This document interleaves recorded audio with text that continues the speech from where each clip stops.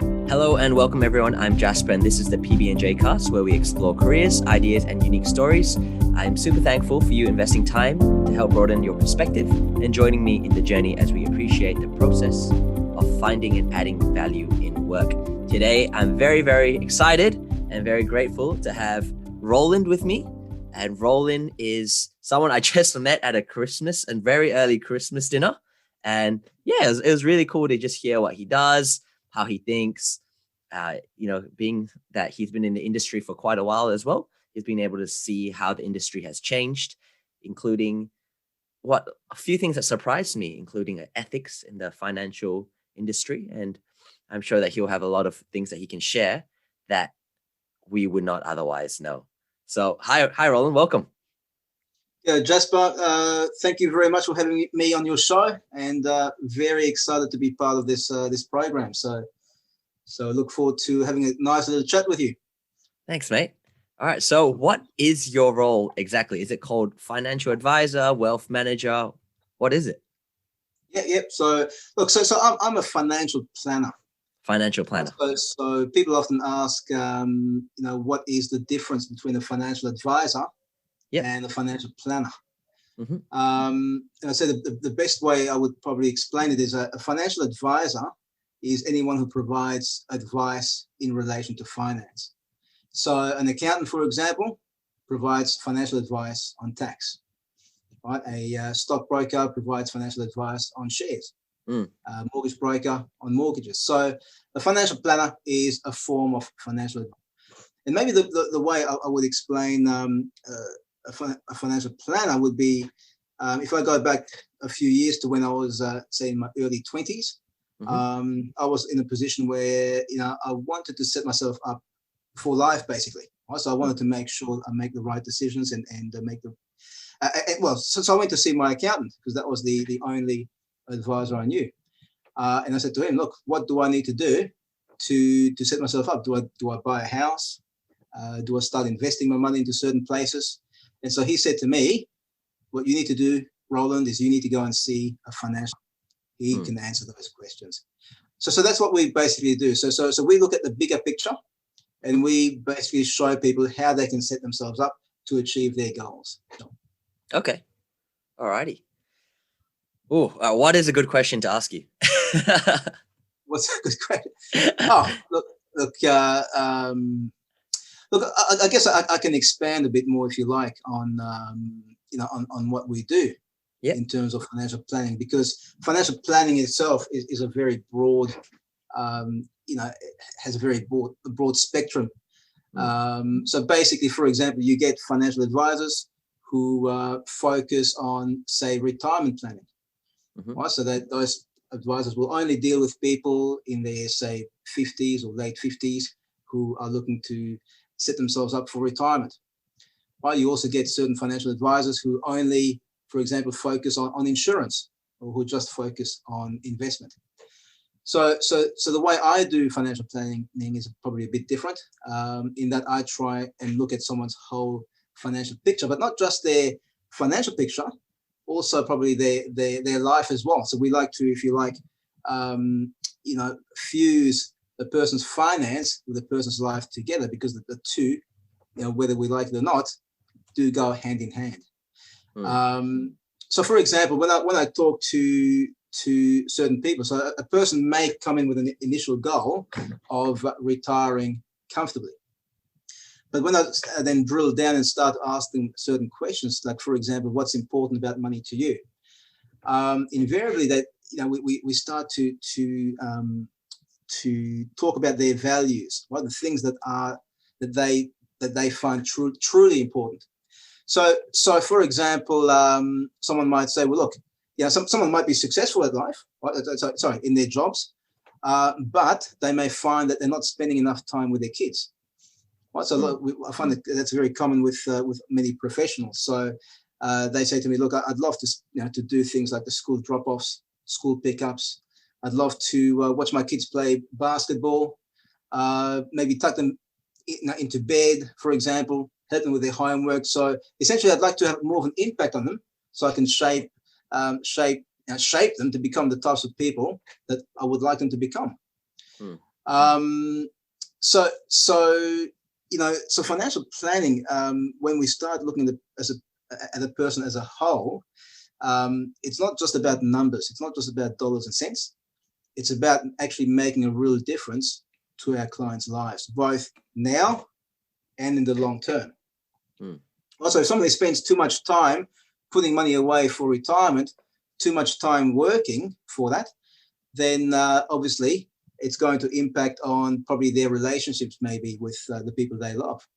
But if someone puts too much emphasis on having fun today, of course, it will impact on later on. So the people that we work with are looking for clarity in their lives. Right? They want to know, okay, if we if we keep going the way we are going now, what is the long term going to look like? Well, but what's also the midterm going to look like, and what's the short term going to look like? So I guess my role really is to, number one, give people clarity, provide them with directions, and also understanding as well. Okay. So and what do I mean by that? Yeah. Sorry. Yes. Go on. Sorry. Yeah. So what do I mean with direction? Well, direction is, what we do a lot. We when we talk to someone, the first thing we do is ask them a lot of questions, and the questions can be quite confronting. Right. So, for example, a question I might ask a client would be something like, if your doctor told you were going to, that you had 24 hours to live, and you then now look back at your life, what would you change? Right. So these are very confronting questions, but they're designed for people to reflect and say, and really look at what's really important for them. I've never had someone say, I wish I'd worked more hours. Right. So that's an interesting question that can open people right up. And then we'll also ask them, what if that same doctor said to you, you had 10 years to live and you'd be fully healthy, but after 10 years from now, your life would stop. What would you change? Right. So again, people then say things like, okay, I would spend more time with the people I love. I would spend more time following my passions, that type of thing. So what our job is when we provide advice, a big part of what we do initially, after we've asked all the questions, and we've gone back and analyzed all the details, we'll come back and show clients projections. So we will essentially give them a glimpse into the future. And we'll say, okay, if you can continue going the way you are going now, this is what the future is going to look like. But what if we start making a few changes now? What if we start to put more money, let's say, into of the money you earn into different pots? How will that start to impact the short term, midterm, and long term? And that's what I mean with direction. Right. So we're looking at clarity, number one, but we're also looking at direction. So once a person gets those two, it becomes a lot easier for them to make good decisions that and they'll know how those decisions will actually affect their lives, both now and into the future. And understanding is really also about understanding some of the complex, if you like, financial services and products available to them. So my job is to make it, or to simplify it, so people actually understand the advice that they are going to receive. Okay, thank you. I don't know if that's all that makes a lot of sense. Yeah, clarity and direction. Exactly. Sorry, you're saying? And understanding. And understanding as well. Of course, yes. I think there's I don't know if you know of Dave Ramsey. Yes. He's quite for the audience, those who don't know him, he's a famous financial advisor turned businessman. And I think he gives a good quote. He says, you want to look for someone in this industry with a heart of a teacher, not of a heart of a salesman. So I really like how you said provide understanding, because it's such an important topic, whereas money is huge. It's as much as you want to say it's not about the money, it does affect so many different aspects of our lives. Absolutely. And even though a lot of people are good at making money, there are not many people that are good or born with knowing the knack of how to manage it and what to do. Yeah, absolutely. That's where there's a term that we call Sorry, you go on, say. Absolutely. I mean, there is a term we call money maturity. I mean, a person can be incredibly smart. So you can have doctors, lawyers, and I've met plenty of them that really are great at their occupation and incredibly smart people. But when it comes to money, for some reason, they struggle to manage it. And this money maturity, it's got to do more with emotions than it has to do with logic.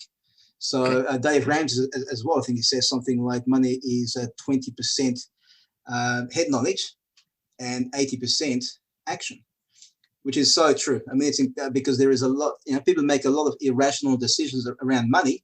And so again, part of my job is, as I mentioned to you, clarity, direction, and understanding. That's the actual planning process. But then the ongoing process is about holding people's hands and walking with them and making sure they stay on track. Because even though they may have a rational plan that's been given to them, it's amazing how many people will still make irrational decisions. Interesting. It's kind of like it's just, correct me if I'm wrong, it reminds me a bit of going to a physio sometimes, where there are people who know what to do. There are physios that go to physios. They know where to exercise, but they need that other person to keep them a bit more accountable and make sure that they're doing the action, not just because they already know what they need to know. Look, 100%. Look, I often say it's like going to the gym. I remember many years ago, I went to the gym and, I walked in there with all the equipment and I did nothing about it. Then I got myself a trainer and we laid down the goals. And then basically he said, look, you'll need to do this, this, this, and that. And, 6 months later, I achieved my goals, which was a flat stomach. But really, if it wasn't for congratulations. Thank you. Although now I've gone the other way, so I need to go back to the gym again. That's the problem, you see. So it's an ongoing process, right? You do need that accountability ongoing because it's so easy to go off track. Okay. Then what about those who are those self-declared money gurus that they genuinely believe that they have their systems in place? Would you say they would need one, or where would they stand? Yeah, again, very, very interesting. I mean, when you often, one thing I've learned over the years is you cannot judge a book by its cover. Okay. Right? So I'll sit there with clients who, again, you listen to them, and on the surface, I'm thinking to myself, why do you need me? You look like you're perfect. Everything's great. But when you do a bit more digging, you then start to uncover and realize, no. It's not quite the case. There is a bias. There are a lot of biases around it, and one of those biases is, for example, overconfidence bias. It's where people have if you like, a heightened sense of confidence in their own ability. So people don't like to admit often that they that they require some help. And so it's my job, again, not to prejudge, but to ask the questions and really listen, because it's amazing what you can uncover when you go through that process properly. Very interesting. Do you think people are more, from your experience, how many years have you been in this industry again? In the finance industry, well, look, as a financial planner, so I've been there for 11 years. And then before that, I was a mortgage broker as well. So probably about 15, 16 years in the finance industry. Yeah, right. So in that time, would you say more people in the general public will tend to be more of the overconfidence bias or underconfidence bias? Overconfidence bias, for sure. Fair enough. Sure. Cool. And then what about have you ever turned a client away where it's like, you don't need me? For sure. Look, more so as I've progressed, right? So in the early years, probably not so much, but in the last few years, for sure, because you experience things. So there are people that and again, it's through questioning that you can sort of get an idea where you won't be able to help them. It's about really talking straight to people and really identifying those who really want to get ahead. right? Because there is always a sense of sacrifice. So what I don't do is sort of paint a rosy picture, or pretend that it's easy. Any kind of change requires work, right? It requires a level of commitment. So whilst I'm there to help them, you still need to put a lot of your own effort into it as well, right? So because we want to help clients make good decisions, and good decisions when it comes to finance often means being able to say no to certain things, being willing to make certain sacrifices. And it doesn't matter what it is, but certainly if it means reducing expenses. So if you talk about people like Dave Ramsey, for example, who focuses on people saving and people reducing debt, that's really what his podcasts are about. That's all requires work.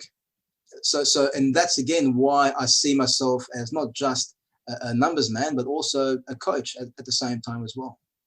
And so the people that are suited to what I do will be people who are coachable, right? People who are willing to embrace change. All right. So that's one of the prerequisites. You have to be coachable. You have to be willing to embrace change. I think that's a really good point you bring up, because there's a study, that's quite a famous study. I think there's a candy or marshmallow with kids. Basically, they popped the candy there and he said, look, if you hold off for 15 minutes, no one's around, but they put a hidden camera, no one's around. If you can hold off for X amount of time, we'll give you 2. And most people couldn't. I think the interesting part comes in, because everyone expects that with children. The interesting part comes in where they followed up with the same set groups of people. I think it was 10 or 20 or 30 years later, however so later. And turns out the people that had the ability or chose to delay that gratification ended up being more successful by many different metrics, not just financially, but also mentally, relationally, etc. However, this is just something I read on the internet, so I could be wrong. Hey, look, and that's really I think it's at the heart of what we do. Delayed gratification. You can buy small things today, or you can hold off and buy yourself bigger things in the future. It's something that someone taught me many years ago, someone that was very successful financially, and I never forgot that. So many key lessons. I mean, my physics teacher back at school taught me, there is no such thing as a free lunch. And again, that's probably one of the best lessons that I ever got, I feel, because there are too many people, unfortunately, who think that there are no consequences to decisions. But the fact is, there is no such thing as a free lunch, and every action has an equal and opposite reaction. So, yeah, delayed gratification is at the core, I think, of what we do, for sure. Another big thing when it comes to what you're talking about when it comes to getting ahead financially in terms of managing your money better, in terms of saving, and in terms of maybe reducing debt is, well, number one is minimize your debts, obviously. The other thing is so many people try and keep up with the Joneses, I find. Okay, what does that mean? Right? Well, essentially, we're always looking around us and Gotcha. and seeing what friends are doing and thinking, oh goodness me, I need to be better than them.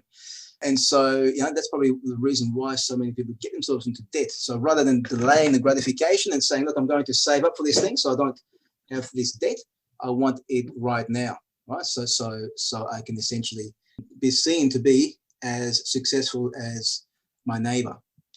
And what I encourage people to do is not look within yourself and tell me what's important to you, right? Don't worry about everybody else. What's important to you? And I find the people who, well, not I find, but it's a fact, the people who have that money maturity, they know what's important to them. And also, this is really important here, why it's important to them. That's probably the biggest thing. Understanding the why is really the key, and the thing that I'm looking for. And so when you were asking about, do I turn clients away? If someone hasn't got a why, well, then I pretty much know that, that they're not going to persevere very long. Interesting. Thanks for that. So there's a few different factors like coachability, money maturity, and also whether they know what they want. At the end of Mm. the day, like you said, you're a guide. You provide guidance, It and if all they don't starts know with their what they want, goals. what if you can't guide a car without a destination, hey? That's right, exactly right. You can't go And to that's what I say. It all starts with goals, right? If I sit down there and the person's got no goals and doesn't care, if it's just about making money, well, then I wouldn't be the right person for them. I mean, then they would go and see just if you like an investment specialist, right, mm, or a stockbroker, but they mm, wouldn't be looking at it.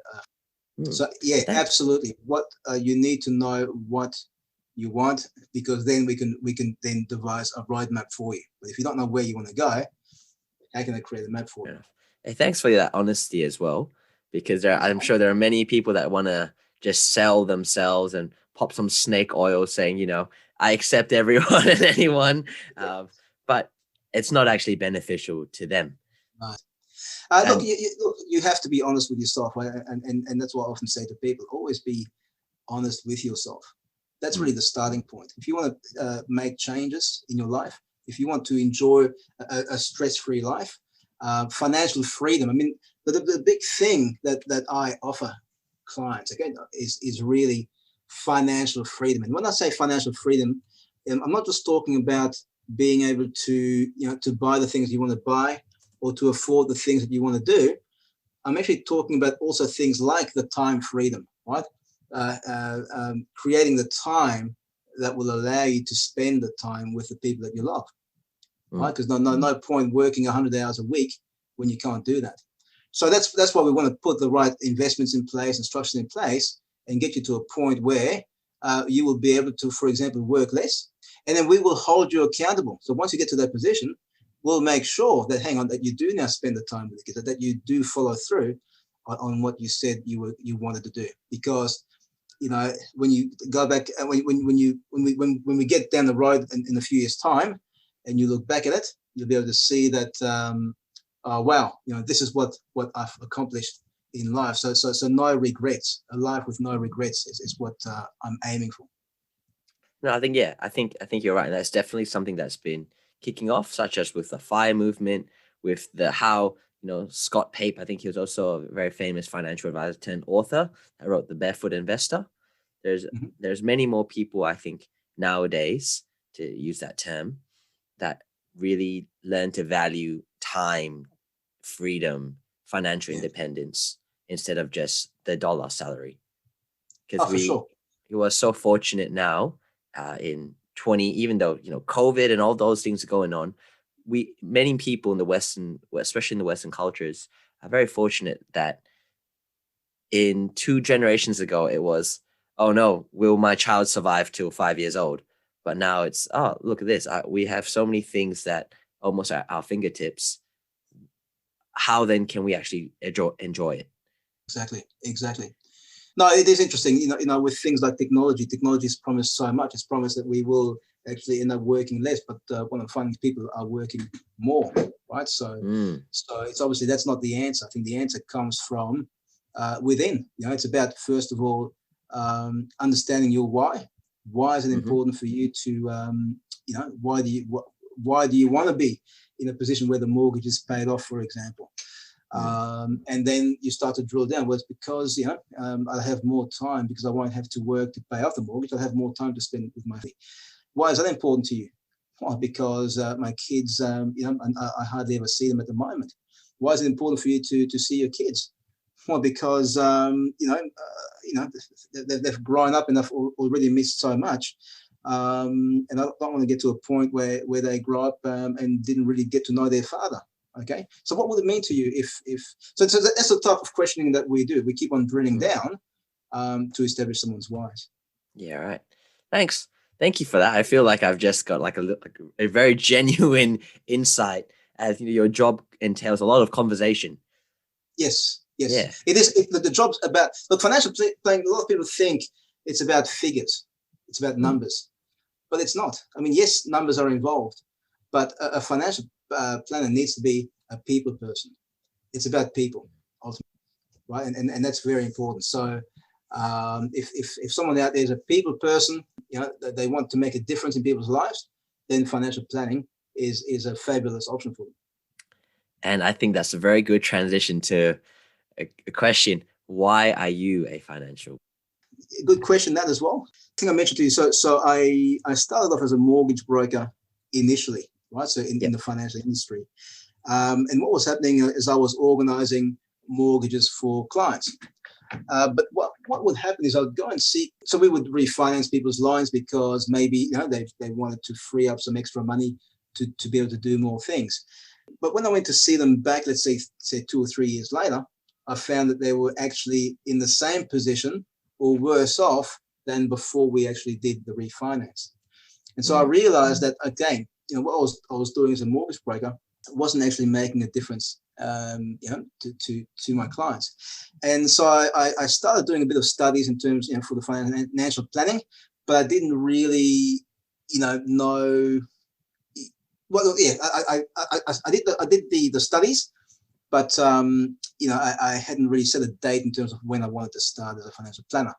Until one day I actually had a client come to me and say, Roland, we've heard that you've done the course. We'd like you to be our planner. So what happened there? That particular client was a gentleman who was working on the mines, right? So if you know about the mines here in Perth, people are working up north, and he would be leaving his family for 4 weeks at a time, and then come back for 1 week. So essentially, he was seeing his family 12 weeks of the year. So he had 2 children, and when we sat down and did all the questioning, what it turned out is, this type of, if you like, of life was extremely challenging, not just for him, but also for his wife as well, and for his children. He wanted to go camping with them. Again, same thing. His son is a cricket player, so he wanted to be involved with that as well. He wanted to see them come home from school and talk to them, basically, something as simple as that. Right, so he wasn't able to do that. So that's really what it came down. He actually cried during our interview. Right, so it meant a lot for him. So when I drilled down, the emotions started to really come to the surface. Anyway, one of his goals was, when we did all the numbers and we looked at the possibilities with the projections, we saw that he would be able to come home probably about 5 years, after we started the process. Well, we started the process, and basically, his income actually increased a bit during the time. So it was actually 4 years, or 4 years and 2 months, something like that, after we started. He actually went into his boss's office and resigned, and came back home and worked locally.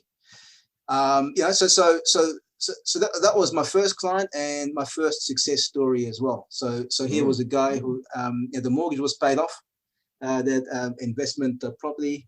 They also did other investments along the way as well. So they really listened to everything I said, and the change was dramatic. So when I talk about changes, also he was a smoker. She was a smoker. They both stopped smoking. He was a bit of a drinker.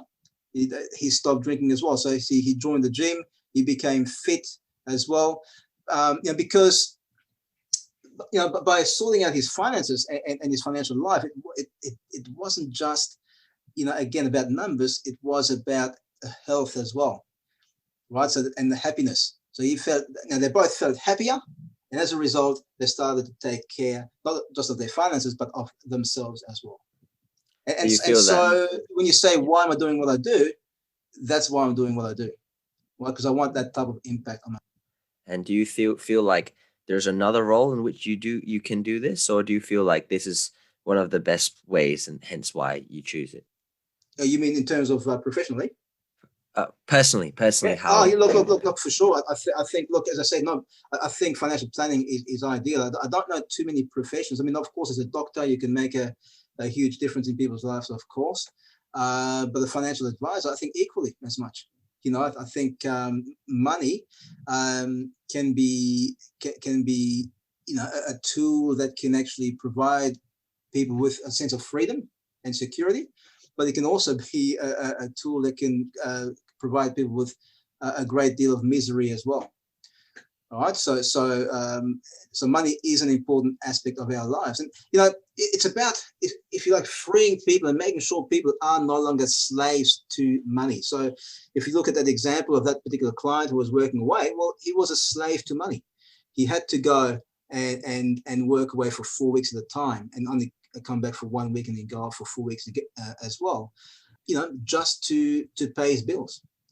And so the people that come to me, they want to more than just exist. What they want to live, and that's what we provide, an ability for our clients to actually live and not just exist. And and how come, if I can ask, why is that a very important concept for you? For me personally, well, look. From a very young age, I've always been that way minded. I mean, I've never wanted to struggle, right? So I wanted to, and that's why I was saying I went to see my accountant initially, because I said to him, look, I don't like having to wake up at 6 o'clock every morning to go to work and then come back home and then just to get ready for work for the next day. I want to get to a point where I can actually be in a position where I can choose to work if I want to, but I can also choose to take time off if I want to, or choose to work less hours. So that's what we mean. Again, I mean with that financial freedom is having the choice, right? The freedom of choice is a wonderful thing, because it's a big difference between working because you have to work or working because you want to work. So I know what it feels like, and that's why for me, I can identify with the impact that I have on people. And does this job do that for you? Does it provide you the remuneration that will lead to, or does it give you the work-life flexibility? Okay. Oh, yeah. Okay. Yeah. Sorry. Okay. Yeah. Look, absolutely. Financial planning is the type of occupation where you can do that for yourself as well. Now, look, like anything, I mean, because you have to find clients or keep clients and that type of thing, you have people who are successful and people who aren't successful, right? But for those who are willing to put in the work, it can definitely financial planning is the type of occupation that can actually allow you to meet your goals. But saying that, it is a very demanding industry at the same time, right? So you be plugged in, you have to be focused. But yes, it does. So for me personally, again, if I was preaching something and not doing it myself, I think that would make me a hypocrite. So again, I chose this occupation, number one, for the impact I could have on my clients' lives, but also for the potentially it could afford me as well. Okay. And again, that makes sense. Yeah, absolutely. How did you find out about it? Look, I had heard about financial planning. So, many years ago, I heard about it. I heard about financial advisors, but I always thought that financial planners would be people who, mega intelligent, or just, very much numbers driven, so figures driven, numbers crunchers type of thing. So I thought to myself, no, that's not for me, being pinned behind a desk. But as I found out more about it, I realized, no, it's not actually about, look, yes, it is about numbers, of course, but it is more about people, right? So a good financial planner needs to be able to interact with people, needs to be able to listen to people, and then, and be reasonably creative as well. So it's not just, I don't like jobs where, it's all repetitive, the same thing day in, day out. I like something where, the next day is going to be unexpected. So it's going to be different to the previous day. Was it like a friend that told you about it, or you saw it just so happened to chance on like a newspaper? I think I just heard about it. I wouldn't be able to say exactly. Well, I guess the accountant that I saw initially was the first one who told me about it. But but I had heard about it in between, but never really properly. And ultimately I fell into this job, right? So as I mentioned, it was starting off as a mortgage broker, and then I basically drifted. It wasn't something that I said to myself I want to become when I was young. No, and that's how some people do it, like yourself. think some people Yeah, they just so happen to chance into something else. absolutely. And I'm not gonna lie, right Mhm. now, the way you've talked about it, I like it. I want to be one. Okay, well, So there you go. Well, great. let's. You'd What be about, awesome. where are the biggest trade-offs to being a financial planner? So when you say trade-offs, what do you mean by that? I guess one example, in just an assumption, is that oftentimes you have to be finding clients. Yeah, So there will be that aspect of things. Or like you I see. said, it's a very hard, you have to be switched on. As in, like, Yeah, yeah. what Okay, do you mean yeah, by switched sure, on? What is sure. that? Is it stressful? Does it take time out? Yeah, yeah. So look, yeah, look, the financial planning industry. When I said not being pinned to a desk, I mean there is a lot of desk work as well, right? So you do have to sit down and do plans. Now you can have people help you along the way, but ultimately you are responsible for those plans. So you still need to spend a fair amount of time, doing those as well. Um, so there is a lot of work that you have to do, and absolutely, one of my goals for the next 12 months is to have a better work-life balance, right? Mm, Because you do have to, especially now, we've had so many regulations come in, the workload has increased substantially. So that's a new challenge, and it's just about basically being able to now find new ways to be more efficient, but still be able to provide a very high level of quality as well. When you say So, work-life balance, what's an average fortnight for you? I think most jobs are about 72 to 80 hours. yeah, look. The interesting thing with the way I'm set up, I don't necessarily work. I don't work a 9 to 5 job, right? So I will go and see clients in the evenings as well. Mm, And sometimes on weekends. I try and minimize that. That normally doesn't happen, but I see people in the evenings because that's when people are often free to talk, and of course we do see people as well. So it's sort of on and off in during the daytime, right? So it's not all just work from from 8 to 9 o'clock in the evening. There'll be mm, some me time as well in there as well, mm, but I'm always thinking about mm, work, right? mm, So I think that's where financial planning, mm. or at least the way I do it, because I am self-employed as well. Yep. So in that sense, then I have to think. I'm always plugged in. So Yep. Fair enough. And it's hard to switch off when you don't have a set schedule as well. correct, correct. That makes Yeah. sense. That makes sense. And why did you choose to be self-employed rather than work for somebody else? I think again, it was just the way I was set up. I was set up that way as a mortgage broker, and I just Hmm. like the freedom. So the one thing it does do is it gives you that freedom to work the hours that you want to work, Mm, right? To be creative as well, right? So if you're working for someone, then you need to do things in a set way.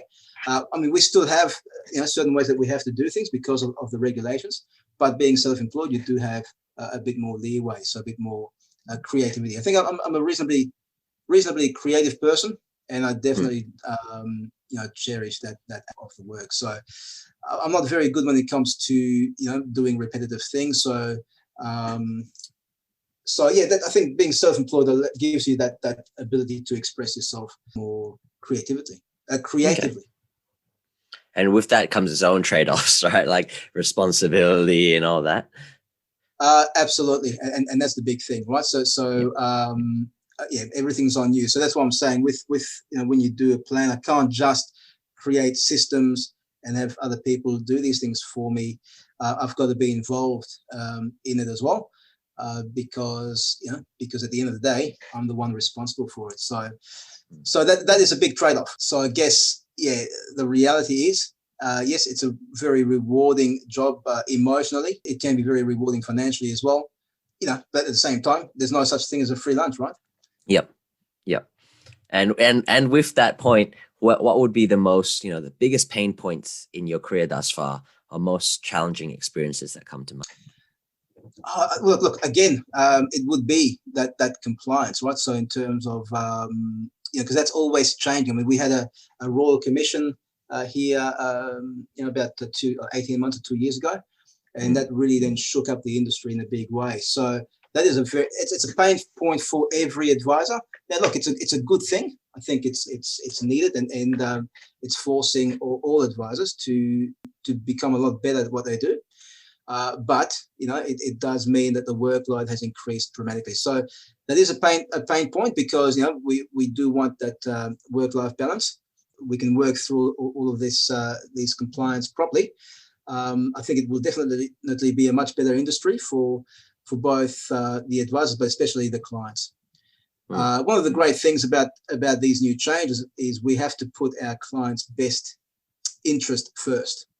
Right, so we have to put our clients' interest ahead of our own, and we've got to be able to prove that we've done that as well. So that in itself does mean that every time I do a plan, I'm really doing an assignment, right, for every single client. So I have to research things properly. I have to really detail my notes so that I can prove that I have in fact put my client. Yeah, and that's in case you get audited as well. Yeah, absolutely. So it does mean better advice, but from an advisor's perspective, yeah, you need to everything's been ticked off. So when you get audited, it's all. Aside from the Royal Commission, what other parts of the role has been quite difficult? Look, obviously, again, when you deal with people, you're dealing with a range of personalities. So managing those, sometimes can be challenging. So as I mentioned, we are more selective with who we work, because you can't. Not everyone is going to succeed, right? When they come. So when that doesn't happen, that is a challenging thing, because as a planner, you feel like you have failed. Now, fortunately, that doesn't happen often, but that would be something that would be a pain point. Is if I'm unable, to have actually, if someone hasn't been able to with my help achieve their goals. And how do you? So I guess maybe the disappointment aspect, hey? That's right. So How, it's like anything. It's like I'd say a sports team. So you've got these great sports teams, and who may win the premiership, but they don't win every game along the way, and all of those losses are a disappointment. So I guess if I had to say, if there's any pain points, I would say those would be the pain points. Fair enough. How do you reconcile that? Look, I think it's just the reality of life, and I do explain that to my clients. I do say to them, there's no guarantees when you come and work for me. So it's a team effort. We have to do this together. So we have to be realistic when we start off, and it's just being upfront at the very start. Explain to them how it works, what will be involved, and are they willing to take the ride? But personally for you, even though if the clients, they get it didn't work out for you with that kind of, I guess, a bit of a heart pain, being I did my best, everything worked out. It still didn't work out. Is there something that helps you process that and bounce back? Yeah, look, it's just being pragmatic, right? And just really understanding that you will never have 100% success. I mean, that's just right. You are going to have your wins, which is great, but you will have your failures as well. And I think as long as you are realistic with yourself, then I think it's fine. Otherwise, if you start to beat yourself over too much about over these things, it can become quite unhealthy as well. No, that makes sense. And looking back, are there any things that, not to say that, like, dang it, if only I had a time machine, but looking back and being, what would you have done differently? Where were the biggest lessons learned? I actually wish I'd started earlier. Okay. I mean, I think again, it is a great industry. as I mentioned, you can make the differences, and you go on a journey with people. You make friends, literally. People trust you, and that's very rewarding. So it's not something that I've ever really gotten from any previous jobs. So financial planning is unique, I think. For someone who's looking for more than just a job, but financial planning is more than just a job. No, sounds really good, man. That sounds really good. Look. As I said, it is good, but it's not everyone's cup of tea. It's not for everyone, right? So because ultimately, you have look. Even though, it's not sales, but it is sales as well, right? The reality is, selling simply means, because there is an element of persuasion in there. Right. So when you ask the questions and drill down, you are painting a picture to someone. Right? So they need to be able to see, okay, far out. Yes, I need this, because as a financial advisor, you charge fees. Right. So it's not for free. So you have to be able to justify that. So how do you justify that? You've got to be able to create value. And remember, we are offering an intangible. So it's not like they're seeing a beautiful flash car there and say, okay, yeah, great, this is amazing. They've gone for a test drive and they're completely emotionally just charged. And so spending money on the car is quite easy. But on the financial plan, we are actually offering an intangible. And so we have to find, to create value. So the person can see the value and is happy to engage you. No, that makes sense. Do you think that's partly why the Royal Commission is to then make sure that even though, yes, you are providing value, yes, you're creating an intangible, there's still that element of, okay, there's that ethical element of needing to make sure that it is still in the best interest of the client? I don't think it's because of the fees. I think really, if anything, the Royal Commission wants advisors just to charge fees. So what's one of the issues is there are commissions, for example, that people get paid. There are different ways that people get remunerated. Advisors get remunerated as well. That can actually impact on the advice. So yes, it's about removing that, what we call that conflict of interest, right? So that when you do provide advice, you are doing it, in the client's best interest and not in your own. So with certain types of remuneration, the advisor can be influenced or easily influenced to actually provide advice that's going to be best for the advisor and not the client. So that's what the Royal Commission was really about. It identified that, and so the way an advisor is remunerated can certainly affect the quality of the advice provided. But charging a fee itself is actually probably it is a good thing. So of course, yeah. For example, the way we charge a fee is we charge a flat fee. So all of our clients know up front how much they are going to pay. There are no surprises, and the advice as well is not. So it's a flat fee, which means that it doesn't matter where the client puts their money.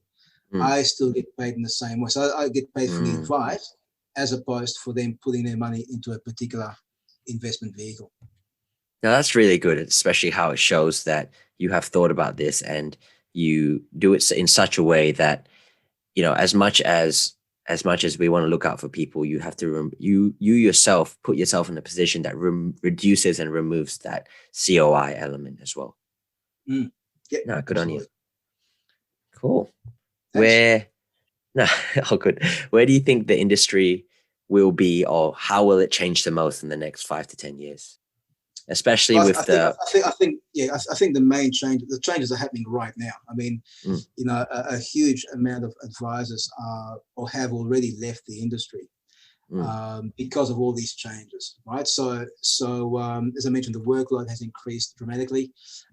It's no longer about serving oneself.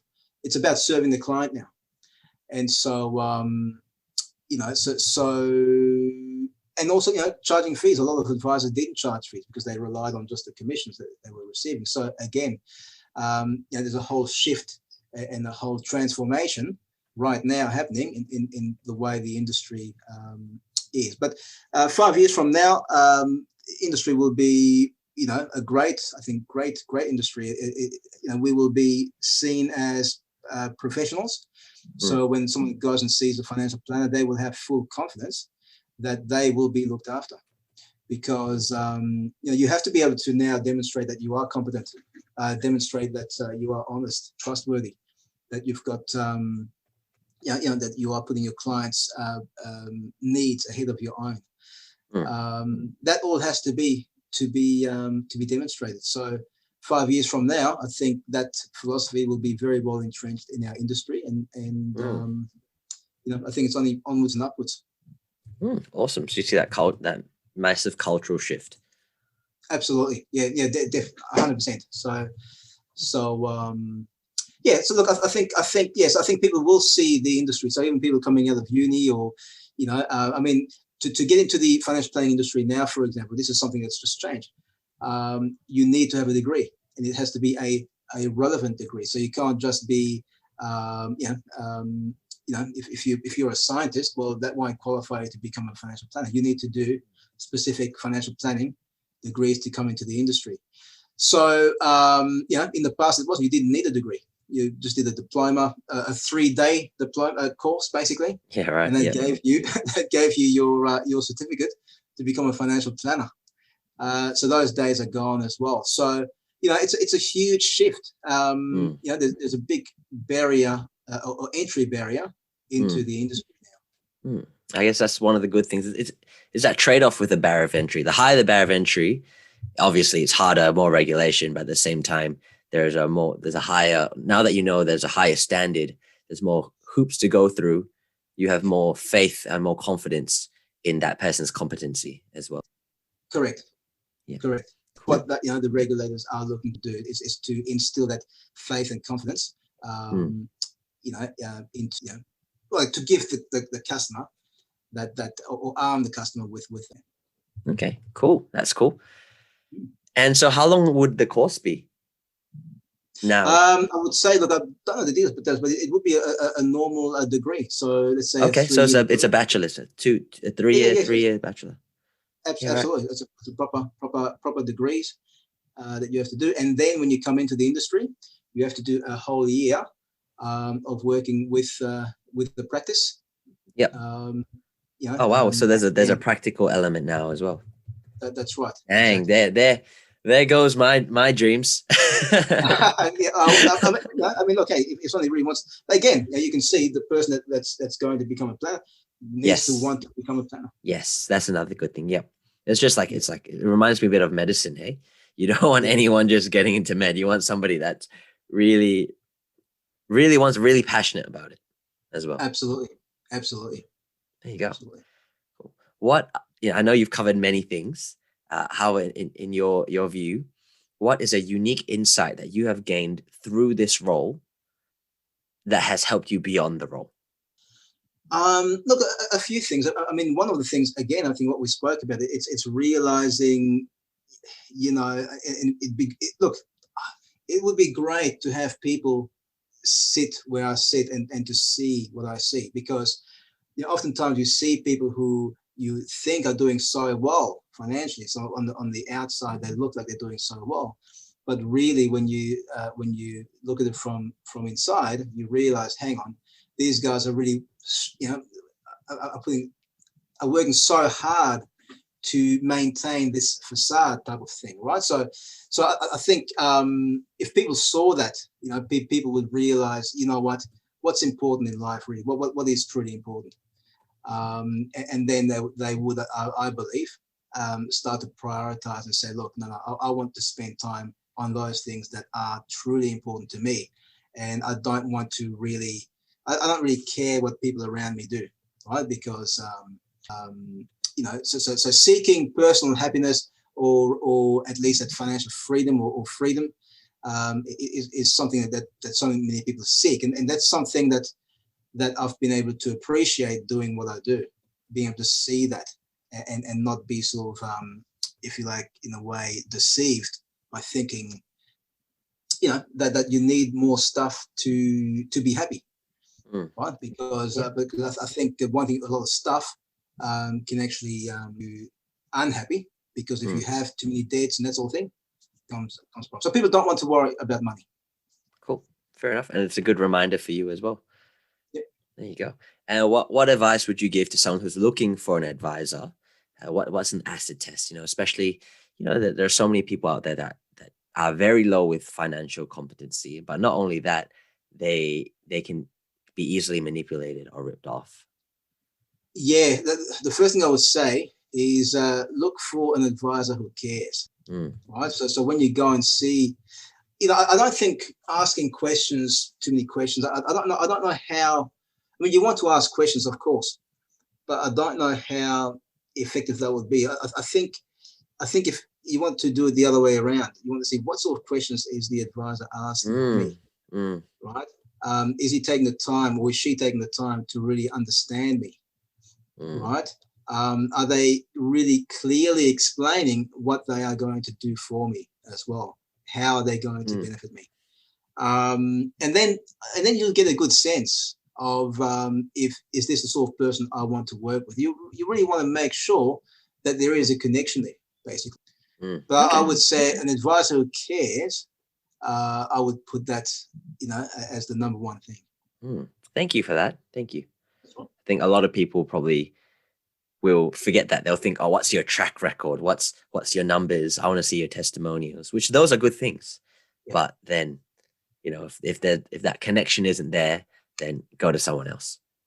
Absolutely. Cool. Absolutely. Look, ultimately I'd say now with all these regulations, especially, right, you're going to find that we pretty much, okay, look, there are variations, but essentially we do the same things.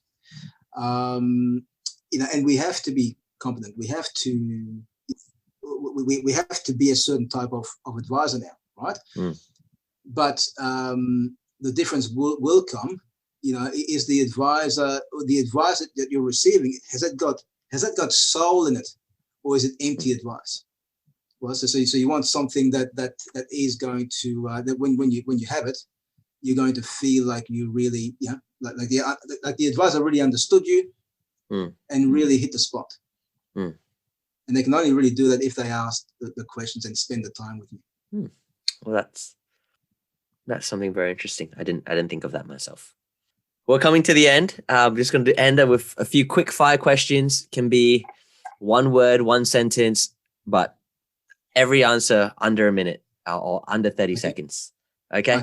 No. What is one lesson learned in last year, in 2020? I think with the crisis, I think in the middle of every difficulty, I think there is opportunity. And for example, technology. We've through this thing, we've now embraced technology and realized that there is there are ways out there to improve the way we do things. Awesome. Where will you be professionally in 1 to 5 years? Well, do you think I guess the same role? Yes. I think leading on from that, I think I'm going to embrace technology more for a better work-life balance. Awesome. What is one lesson or value that you hope to never forget? Or another way of putting it, if you could only send a one-way message to yourself in 5 years, what would you say? I think, look, again, like I said before, there is no such thing as a free lunch. Right? So it doesn't matter what you do in life. You only get what you get out, what you put in. What is a one-liner advice to those with financial stress? Look, the first thing I would say is speak to someone. Right? Don't try and do it alone. Speak to someone who can help you get some clarity. Number one, see what the possibilities are, and then who will work with you to get you back onto a strong footing. Cool. What is one thing that you are looking forward to this year in 2021? Return to international travel. That's it. Absolutely. What is a profession you would like to listen to as a guest? A profession that I'd like to listen to. Okay, good question. look, I think you've got me there, haven't you? I need to get one gotcha question. Yeah. You did get me there. You can only pick one though.